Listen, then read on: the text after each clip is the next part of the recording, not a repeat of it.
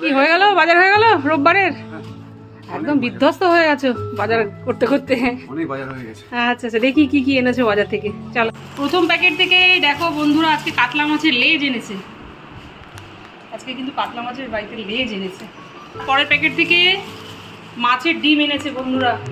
এই সময় মাছের ডিম না বাজারে খুব পাওয়া যায়। কি মাছের ডিম গো, কাতলা না রুই? কাতলা মাছের ডিম আছে, বড় পড়বে। অনেকটা ডিম এনেছে। অনেকটা আছে। তারপরের প্যাকেট থেকে খুব ভালো আজকে লোটে মাছ এনেছে, একদম সাদা সাদা লোটে, খুব ভালো লোটে এনেছে।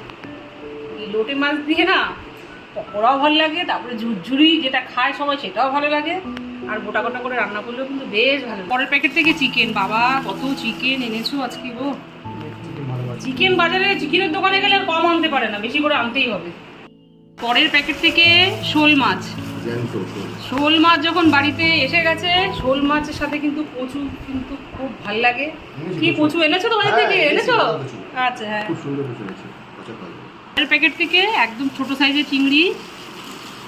এই চিংড়ি দিয়ে কচুর শাক বলো, মোচা বলো, সবই কিন্তু ভালো লাগে খেতে। এঁচোড় যদি এখন বাজারে পাওয়া যাচ্ছে না, যেমন কচুর শাক বা মোচা কিছু একটা খেতেই হবে।